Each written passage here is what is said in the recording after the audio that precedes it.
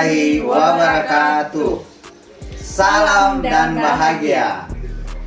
Kami dari calon guru penggerak Angkatan 11 Kabupaten Bombana. Perkenalkan, saya Halisa dari SMA Negeri 15 Bombana dan rekan saya Febrianto dari SMA Negeri 07 Bombana. Dan saya Hamsina dari SMA Negeri 07 Bombana. Pada kesempatan kali ini kita akan melakukan tugas demonstrasi kontekstual mengenai coaching untuk supervisi akademik. Selamat menyaksikan.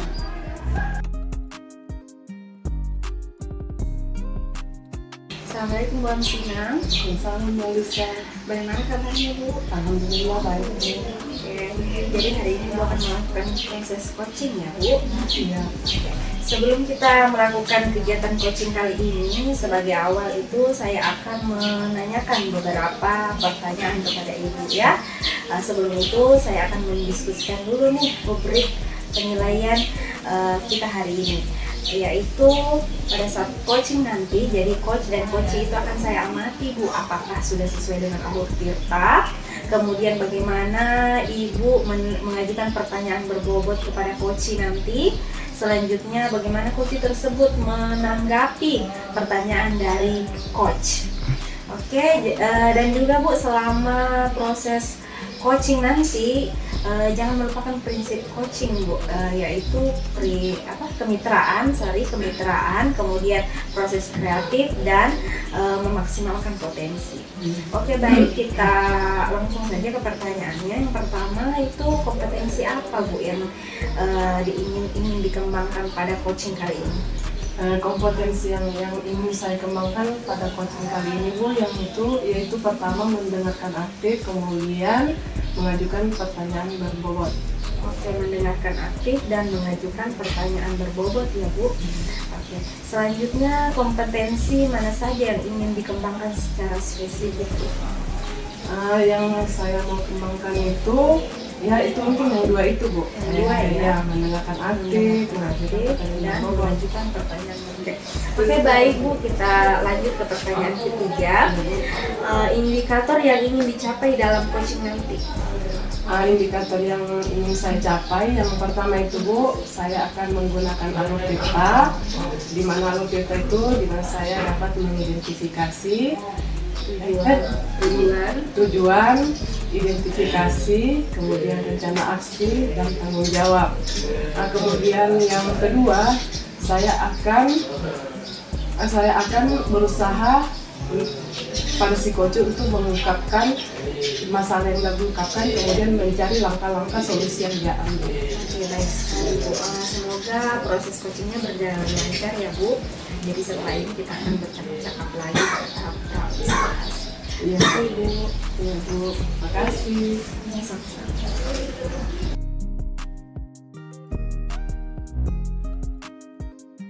Assalamualaikum Bu Hamsina. Waalaikumsalam Pak Febri. Mohon maaf Bu mengganggu waktunya Bu. Ibu punya waktu tidak? Sebentar. Oh, boleh saja Pak Febri, saya punya waktu untuk Bapak.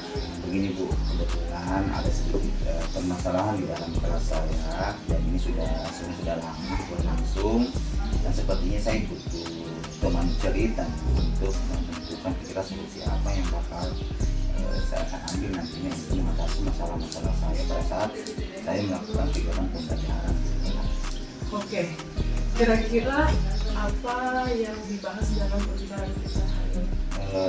Begini Bu, saya di dalam kelas itu, kalau kita mengajar di dalam kelas saya kan sebagai wali kelas.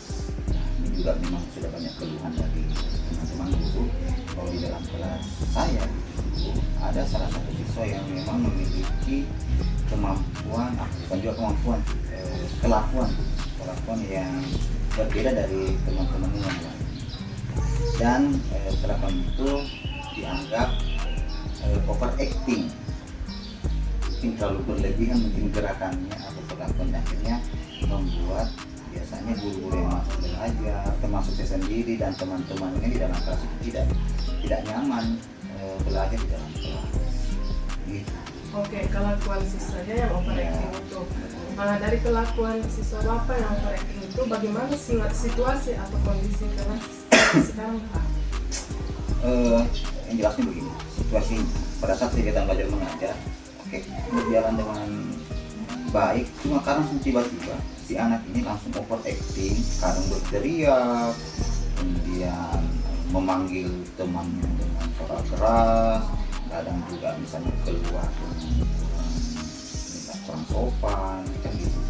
Akhirnya ini kan membuat situasi dalam kelas itu tidak nyaman seperti itu. Akhirnya ya banyak aduan yang saya terima sebagai wali kelas yang satu saya. Oke, dengan ketidaknyamanannya dengan pengaduan guru-guru yang ada di sekolah Bapak ya. Kira-kira kapan permasalahan itu mulai Bapak rasakan? Awalnya sebenarnya gitu, pada saat tahun ajaran baru saya kan dipercayakan oleh kepala sekolah itu menjadi wali kelas. Awalnya bagus, normal, hanya memang anak-anak setelah itu orang tuanya wafat, ayahnya wafat.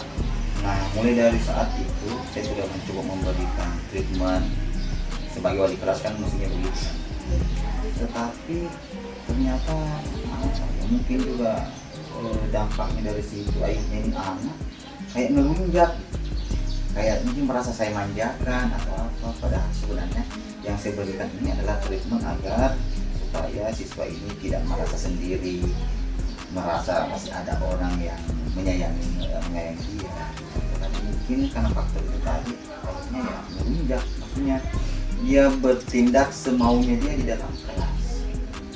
Oh di sini pertinggalan punya itu anak mungkin gara-gara mungkin frustasi apa Bisa setelah jadi. meninggal orang tuanya. Betul, anggapan saya Karena seperti bertingkah seperti itu. betul.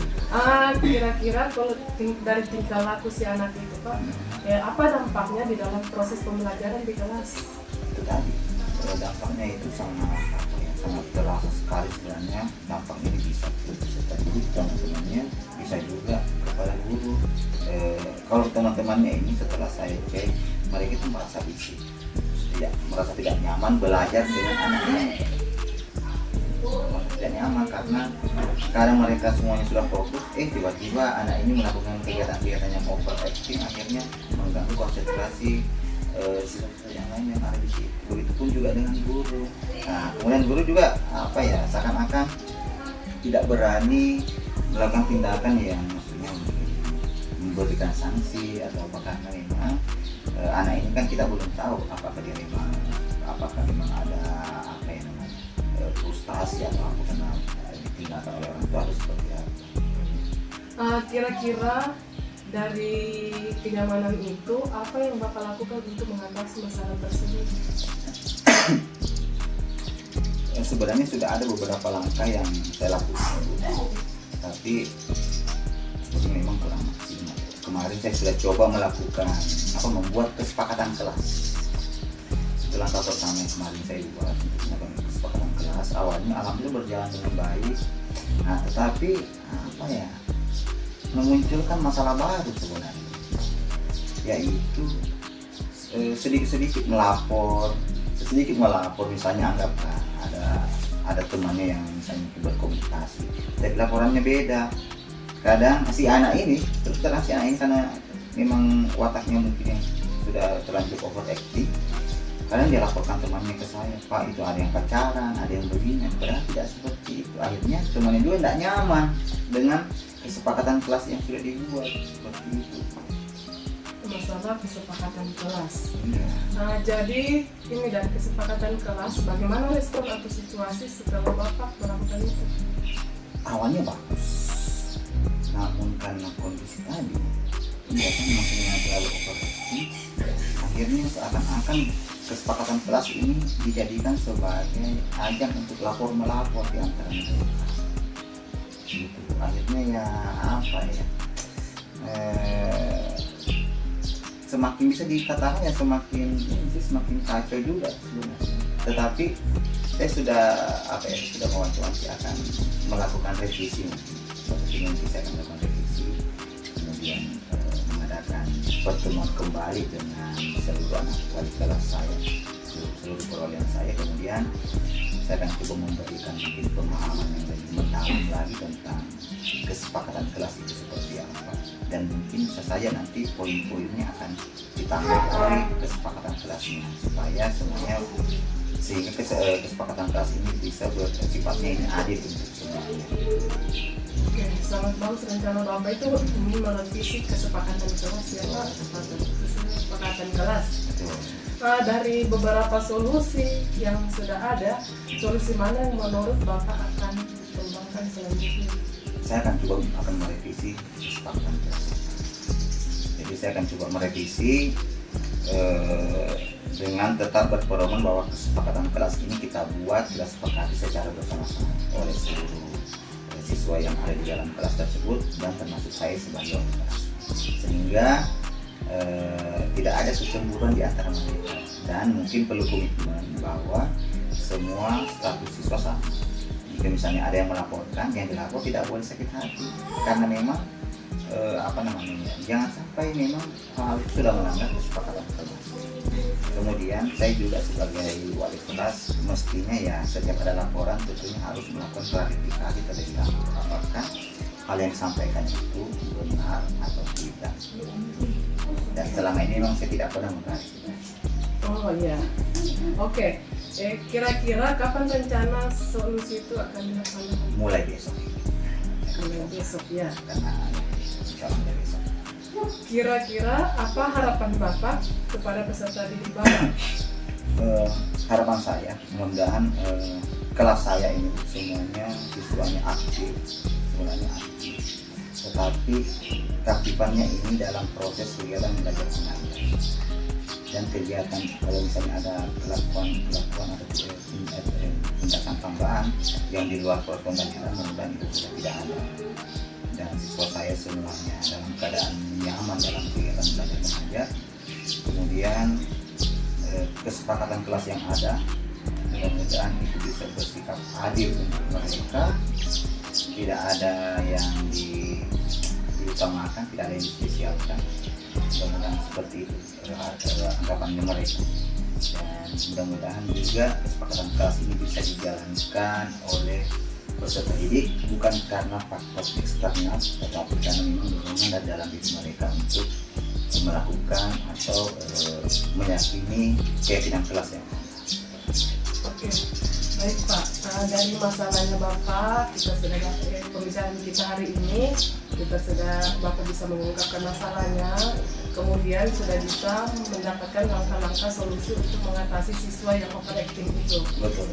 Nah, oke, sekarang bagaimana perasaan Bapak setelah melakukan kegiatan ini? Cukup lega, saya merasa lega setelah bertemu Ibu. Saya bisa kembali fokus kepada anak didik saya, apa yang mesti saya lakukan. Yang sebelumnya saya terus terang blank, tidak tahu mau ngapain karena terlalu banyak kritikan dari teman-teman guru, dan alhamdulillah saya sudah menemukan ada yang salah memang di dalam kelas saya, yaitu kesepakatan kelas mestinya mampu mengakomodir seluruh peserta didik yang ada. Jadi kemudian saya bisa merevisi. Oke. Nanti jangan bosan-bosan lagi berbincang-bincang atau kita bersama-sama Pak Febri ya. Mungkin untuk bincang-bincang kita kali ini sudah kita sampai di sini dulu. Baik, terima kasih atas waktunya. Mudah-mudahan selanjutnya Ibu punya waktu untuk saya lagi Bu, kalau misalnya ada masalah ya Bu ya. Oke, siap, terbuka untuk Bapak.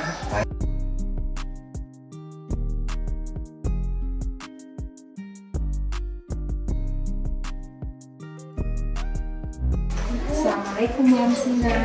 Salam Mbak Lisa. Oke, Bu Hamsina tadi sudah melakukan proses coaching dengan Pak Febri ya. Bagaimana Bu perasaan Ibu setelah melakukan proses coaching? Alhamdulillah ya Bu, saya sangat senang karena bisa mengantar si Koci untuk mengungkapkan masalahnya, kemudian mencari solusi dari langkah-langkah masalah tersebut. Jadi dari proses coaching tadi sudah bisa menemukan solusi ya dari permasalahan si Koci. Baik, dari proses coaching tadi apa saja yang sudah Ibu lakukan selama coaching terkait dengan indikator tercapaian yang Ibu inginkan, yaitu mendengarkan aktif dan mengajukan pertanyaan yang berbobot ya. Di sini Bu, di kompetensi coaching yang akan saya kembangkan tadi itu di mendengarkan aktif, saya sudah melakukan untuk mendengarkan aktif, kemudian bisa mengungkapkan pertanyaan-pertanyaan yang berbobot kepada si coaching. Jadi berdasarkan yang saya amati tadi ya Bu, pada saat proses coaching Ibu sudah melakukan ya indikator yang ingin Ibu capai, yaitu yang pertama mendengarkan aktif, dilihat dari pertanyaan-pertanyaan Ibu yang Ibu berikan itu nyambung. Kemudian yang kedua, pertanyaan berbobot, dilihat dari Ibu dapat memberikan pertanyaan-pertanyaan untuk menggali potensi dari coaching. Baik, selanjutnya Bu, kompetensi apa lagi yang Ibu ingin kembangkan pada saat melakukan coaching selanjutnya? Yang ingin saya akan kembangkan itu Bu, saya akan tetap berlatih untuk melakukan alur tirta itu Bu.